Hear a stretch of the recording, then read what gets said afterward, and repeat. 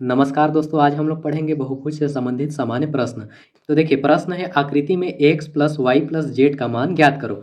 सबसे पहले हम लोग समझेंगे कि बहुभुज होता क्या है। ठीक है, तो बहुभुज को देखिए कैसे समझ सकते हैं कि तीन या तीन से अधिक भुजाओं से मिलकर बनी बंद आकृति को हम लोग बहुभुज कहेंगे।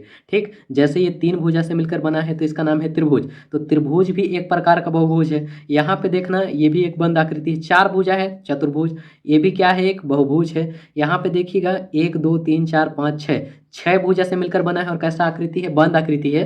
तो ये भी एक बहुभुज है ना। बहुभुज का परिभाषा हम लोग समझ गए कि तीन या तीन से अधिक भुजाओं से मिलकर बनी बंद आकृति को बहुभुज कहते हैं। अगला टर्म हम लोग को समझना है कि एक सरल रेखा का कोण 180 अंश का होता है। ठीक, सरल रेखा का कोण कितने का होता है, 180। मतलब अगर हम लोग एक लाइन खींचे जो इस रेखा को प्रतिच्छेद करता है तो दोनों ओर दो कोण के रूप में विभक्त करेगा। तो यहाँ का कोण और यहाँ का कोण दोनों का मान 180 अंश होगा। ठीक है, दूसरा अगर सरल रेखा ले रहे हैं, मान के चलिए ऐसा कुछ सरल रेखा है, यहाँ पे एक ले लेते हैं, यहाँ एक प्रतिच्छेदी बिंदु प्राप्त हुआ। तो यहाँ का कोण और यहाँ का कोण दोनों को मिलाएंगे तो दोनों का योग होगा 180 अंश। अगला पॉइंट ध्यान रखना है कि त्रिभुज के तीनों अंतःकोण मतलब इसके अंदर वाले कोण का योग 180 अंश होता है। त्रिभुज के तीनों अंतःकोणों का योग 180 अंश होता है। ठीक है, चलिए प्रश्न पे आते हैं। देखिए, यहाँ का कोण दिया है 30 अंश। देखिए, तो जेड प्लस 30 बराबर हम लोग का कितना होगा, 180। क्या लिख सकते हैं, जेड प्लस 30 बराबर 180 अंश। यहाँ से जेड का मान निकालेंगे तो जेड बराबर हो जाएगा 180 माइनस 30, यानी कि आएगा 150 अंश। जेड का मान हो गया 150 अंश। अब यहाँ से देख सकते हैं कि x प्लस 90 दोनों को जोड़ेंगे तो कितना होगा, 180। क्यों, क्योंकि एक सरल रेखा बनाता है।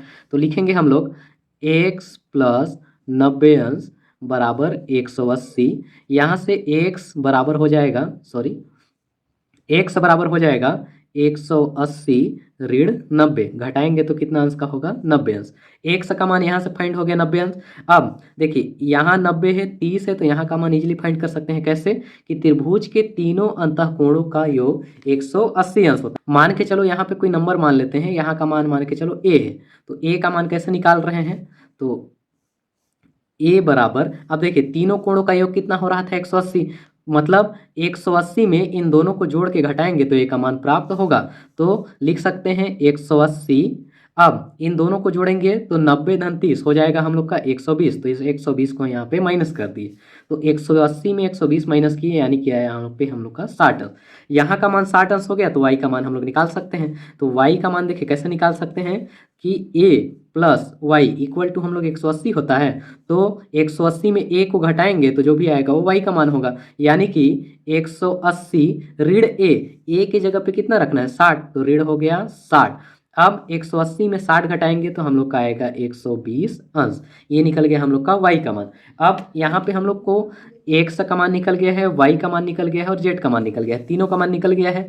तो रखेंगे x धन y धन z इक्वल टू, अब x का मान देखिए कितना आया था, x का मान था 90 अंश, y का मान कितना था, तो y का है 120 अंश, और z का कितना है, तो z का है 150 अंश। तीनों को जोड़ेंगे तो हम लोग का निकल जाएगा 360 अंश।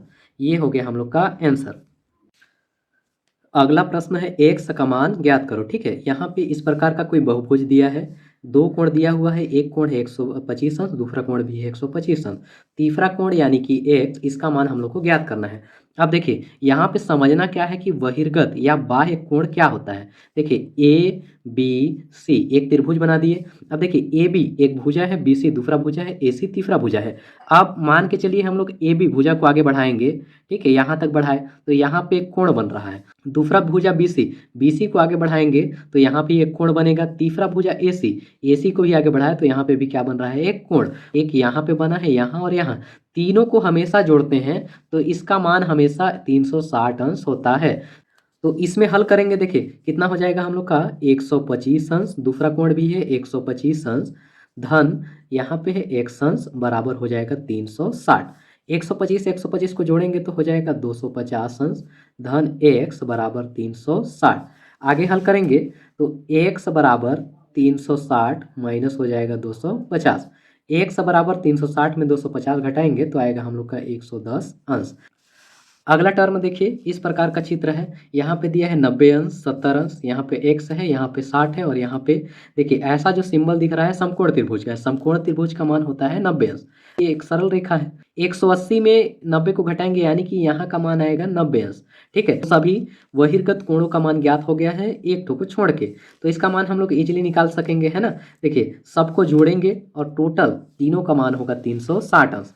यानी कि क्या हो जाएगा हम लोग का, देखिए जोड़ते जाते हैं, x धन 90 अंश धन हो गया 60 अंश धन हो गया 90 अंश और धन हो गया 70 अंश। इसके बराबर में कितना होगा हम लोग का 360 अंश।